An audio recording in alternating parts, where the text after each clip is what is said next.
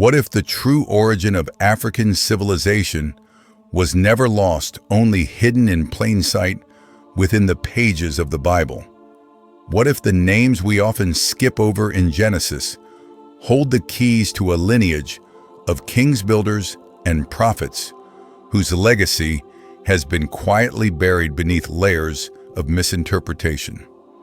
For generations, the story of Africa in Scripture has been told as an afterthought, a footnote to someone else's story. But what if it was never meant to be that way? What if Ham, often remembered only through the shadow of a curse, was in fact the father of nations that shaped the course of history? What if Egypt, Ethiopia, and the lands of Cush were not just locations of bondage or judgment, but sacred territories where divine purpose was carried out?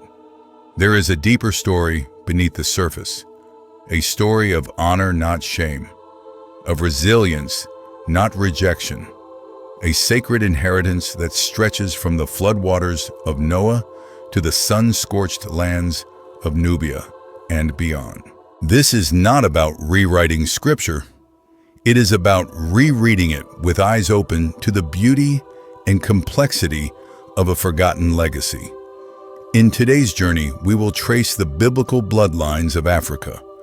We will uncover the symbolism behind names like Cush and Mizraim. We will challenge the long-held misunderstandings that have distorted the role of African peoples in the sacred narrative. Because once you see it, you can't unsee it. And once it speaks to your spirit, you begin to understand. This isn't just history, it's identity. It's truth, and it begins right now with a man named Ham, the sons of Noah bloodlines that birthed civilizations. After the floodwaters receded and the ark came to rest on Mount Ararat, the world was empty, silent, waiting. From this stillness, a new humanity was born through Noah and his three sons, Shem, Japheth, and Ham. Most readers know their names, but few understand the weight they carry.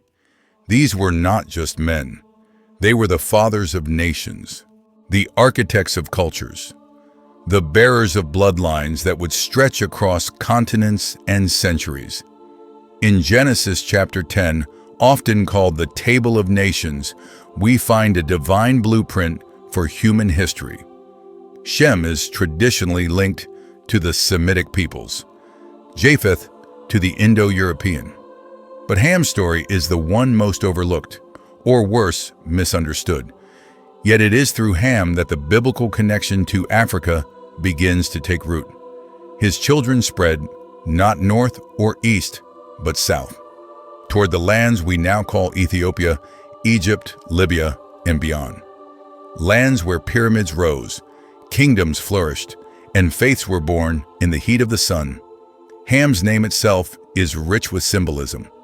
In ancient Hebrew and Aramaic, it is often translated as hot or burned, pointing not just to geography, but possibly to complexion. It is not a term of shame. It is a mark of distinction. In a time when names spoke destiny, Ham's identity carried the seed of a continent. But somewhere in history, that seed was buried beneath a false narrative. A misreading of Genesis 9 led many to believe that Ham was cursed, that his children bore some divine punishment. But Scripture is clear. The curse fell not on Ham, but on Canaan, one of his sons, and for a specific moral transgression. To paint all of Ham's descendants with the same brush is to distort the sacred text and rob millions of their spiritual legacy. When we trace the names of Ham's four sons, Cush, Mizraim, Put, and Canaan, we are not just reading a genealogy, we are unlocking a divine roadmap. Each name branches into civilizations that shaped the ancient world. Cush gives rise to Ethiopia and the kingdom of Nubia, Mizraim to Egypt, whose grandeur still stands today. Put, often linked to Libya, speaks of early tribal clans. And Canaan, though entangled in judgment, also plays a pivotal role in biblical prophecy. This is not peripheral history. This is foundational. Through Ham and his children, the Bible plants its roots deep into African soil. A continent often portrayed as silent in Scripture is in truth speaking from the very beginning. But to truly understand Ham's legacy, we must follow his eldest son, a figure whose name echoes across prophecy and empire, Cush. His story, both noble and complex, unfolds next. And in him we find the black threads of royalty and rebellion woven into the divine fabric of history. Cush, the shadow kingdom of gold and glory. To follow the story of Ham's descendants is to follow the river southward, past the Fertile Crescent, past the sands of Egypt, into the ancient heartland of Cush. His name appears early in Scripture, but rarely with explanation. Yet the name carries weight. In the Bible, in Hebrew tradition, and in African memory, Cush is more than a man. He is a nation, a bloodline, a symbol of black royalty carved into the sacred scrolls.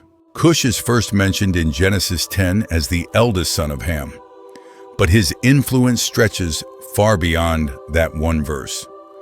Throughout the Old Testament, the term Cush is used interchangeably with Ethiopia.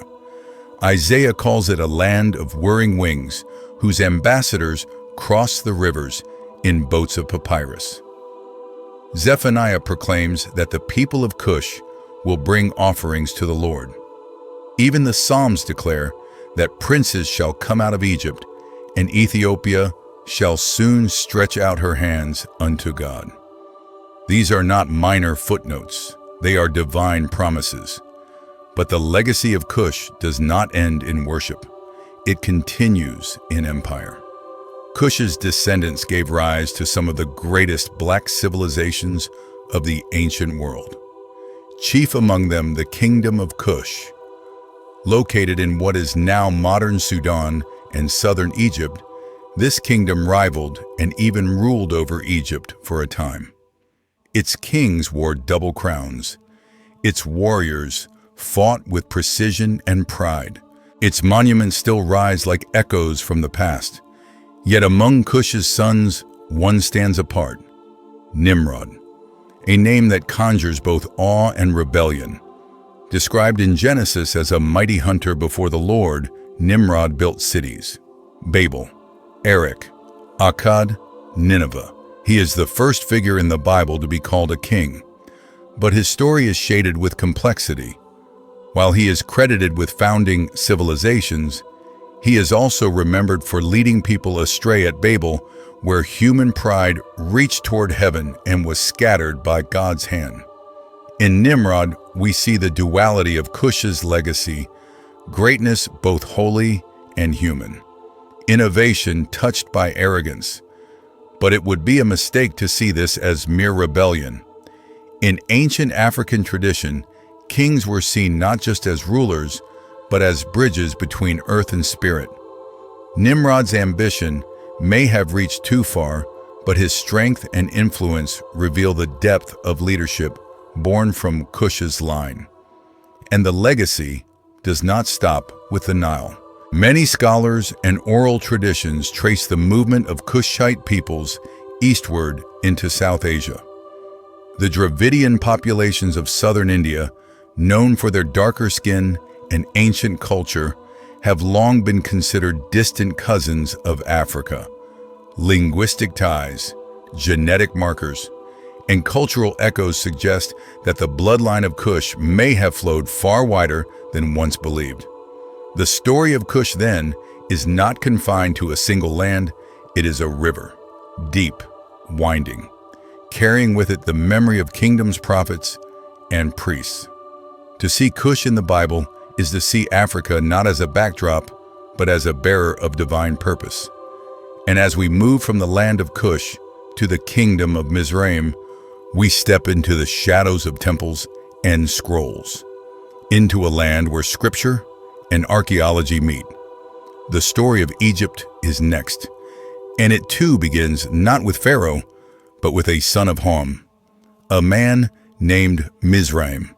Mizraim, the mystery of Egypt's spiritual origins. Long before Moses stood before Pharaoh, before Joseph interpreted dreams in royal chambers, there was Mizraim.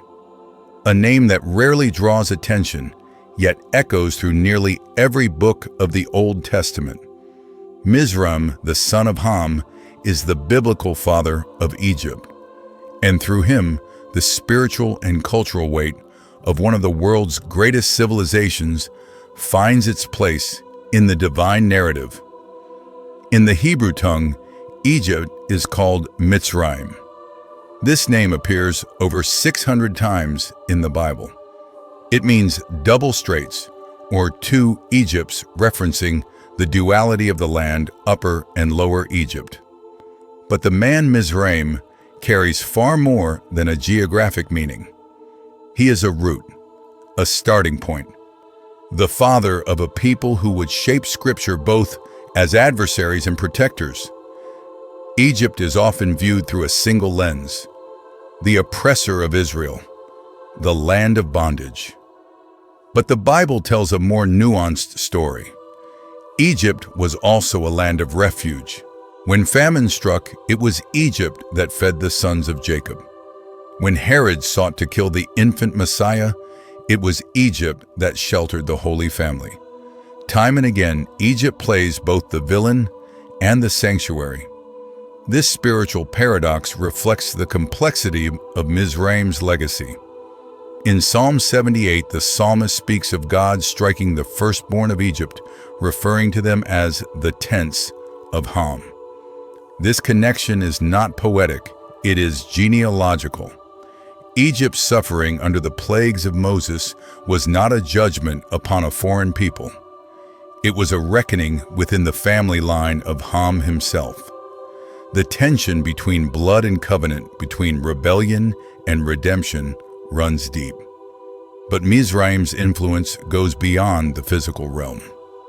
The Egyptians were not only masters of architecture and astronomy, they were also keepers of spiritual wisdom. The priesthood of Egypt was rich with ritual symbols and sacred knowledge. Moses, raised in Pharaoh's household, would have been trained in these mysteries. It is no coincidence that he later performed signs and wonders with such boldness. Some scholars believe that God used Mizraim's knowledge as a foundation only to later redeem it through revelation. There are also whispers of deeper connections, parallels between the Ark of the Covenant and Egyptian sacred chests, between tabernacle design and temple architecture. Even the priestly garments of Israel bear similarities to Egyptian tradition.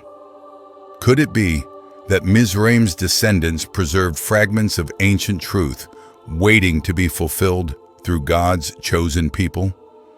Egypt, then, is not simply a nation of hardened hearts and false gods. It is a land marked by divine tension, a place where light and shadow constantly meet.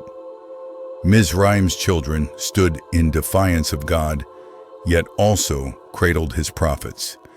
They hardened their hearts, but also opened their gates. Their story is one of contradiction, just like their father's legacy. And as we now turn to the most misunderstood branch of Ham's lineage, we enter a chapter wrapped in controversy and confusion: the curse of Canaan, a passage that has fueled centuries of misinterpretation. But what does Scripture really say? And what has it never said? The answers lie ahead, hidden in the silence between verses. Canaan and the curse, truth versus tradition. Of all the names listed among the sons of Ham, none has stirred more debate, more misuse, or more sorrow than Canaan. His story is brief in the text, but its consequences have echoed through history. Misreadings of this story have been used to justify systems of oppression. And yet, when we slow down and read Scripture with reverence, a very different truth begins to unfold. Genesis chapter 9 tells of a strange and solemn moment. After the flood, Noah plants a vineyard. He drinks, its wine becomes drunk, and lies uncovered in his tent. Ham, his son, sees him and tells his brothers. Shem and Japheth respond differently. They walk in backward, covering their father without looking. When Noah awakens, he pronounces a curse. But here is where tradition and text part ways. The curse does not fall on Ham. It falls on Canaan, Ham's youngest son. Why Canaan? The Bible does not explain directly, and perhaps that silence has invited speculation. But what it does not say is equally important. The curse is never connected to skin color. It is never applied to all of Ham's descendants. It is never a divine condemnation of a race. Yet throughout history, some have twisted this moment into a theological weapon, falsely claiming that the African peoples were cursed, that they were somehow inferior, that they were outside of God's favor. These beliefs are not only unbiblical, they are dangerous. The Bible itself refutes them. Ham's other sons, Cush, Mizraim, and Put, go on to found powerful, influential nations: Ethiopia, Egypt, Libya.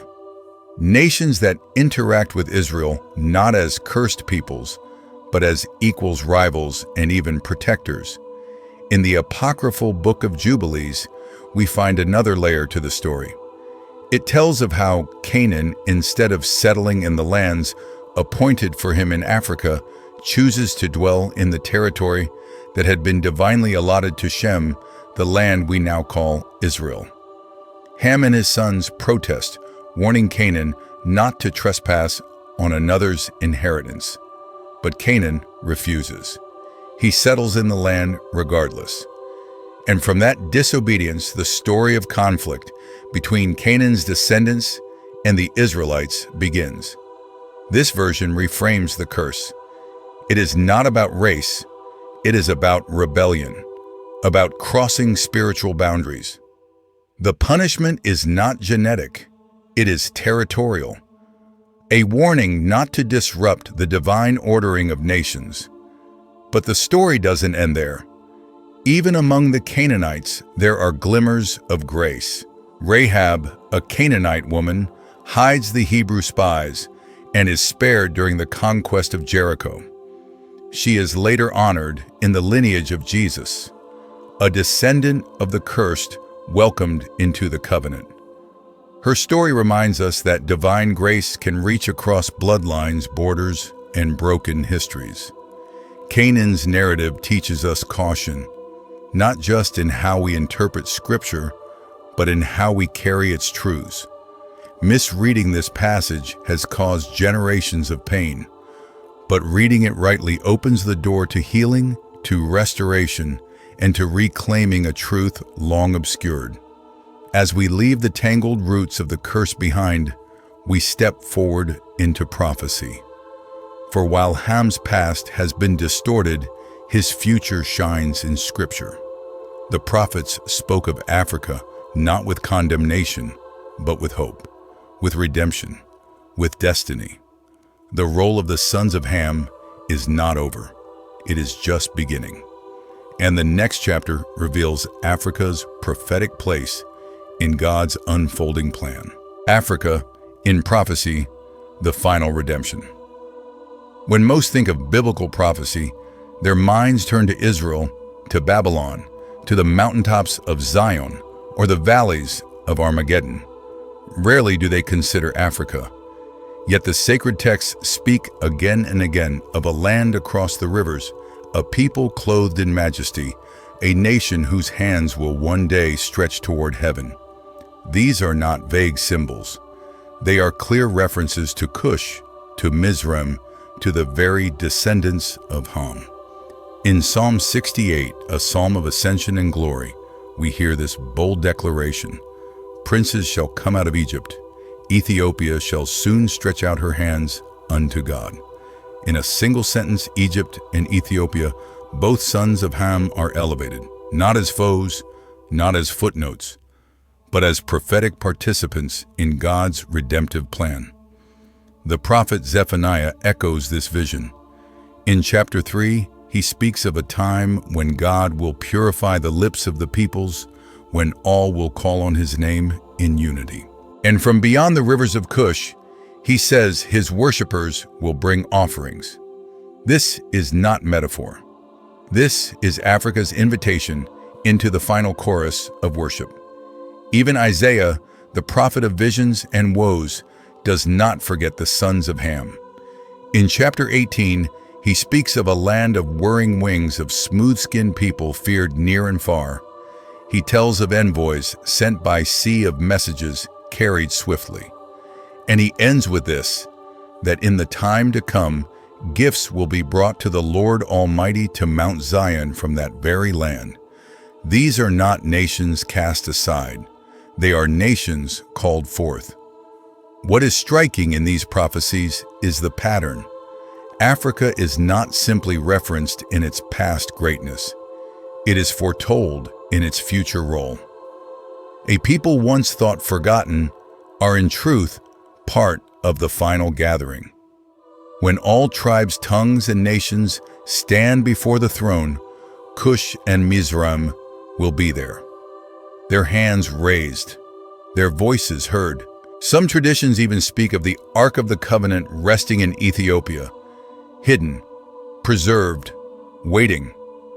Whether fact or faith, the symbolism is clear. The spiritual heartbeat of Africa has never stopped. It has only been ignored. And perhaps that is the greatest mystery, that the story of Ham and his sons was never about exclusion. It was about timing, preparation, the hidden thread that, when pulled, reveals a tapestry woven from the beginning. Today, many African descendants around the world are rediscovering this truth, not as a claim to superiority, but as a return to sacred identity, as a realization that they too are part of the covenant, not cursed but called, not rejected but redeemed. And so the journey comes full circle, from the quiet mention of Ham after the flood to the bold proclamations of prophets who saw a future no one else could, a future where Africa rises, not in conquest, but in worship. There is something sacred about remembering. Not just facts, but roots. Not just names, but purpose. In the forgotten margins of Scripture, we have uncovered a story that was never truly lost, only waiting to be seen with new eyes. The story of Ham and his descendants is not one of shame, but of foundation, of dignity, of prophecy fulfilled in silence.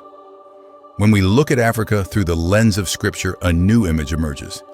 Not a continent on the sidelines of salvation, but a people written into the very architecture of God's plan. A people who built, who ruled, who worshiped, who were called. The mystery is not why they were forgotten. The mystery is why we stopped looking. This isn't just history. It is identity. It is spiritual inheritance. And it calls us to reevaluate not only how we read the Bible, but how we see one another. The bloodlines that flowed from the ark were never meant to divide, but to unite in the wonder of divine intention. And maybe that is where the real mystery lies, that in a world so fragmented by race culture and creed, the Bible has already traced us back to one family, one flood, one future. So now we ask not what history has hidden, but what we've been too afraid to find. What other stories lie buried beneath mistranslation and misunderstanding, and how many more voices, like the sons of Ham, are waiting to be heard again. If this journey moved you, if it opened your heart or challenged your understanding, we invite you to walk further with us. Like, share, and subscribe so others can discover the deep wells of truth buried in the pages of Scripture. And leave your thoughts in the comments below. What stood out to you? What questions remain? What other mysteries do you feel the Bible is still waiting to reveal? Thank you for joining us on this journey. May your faith be strengthened, your curiosity stirred, and your spirit reminded that every lineage has a purpose, and no story in the hands of God is ever truly forgotten.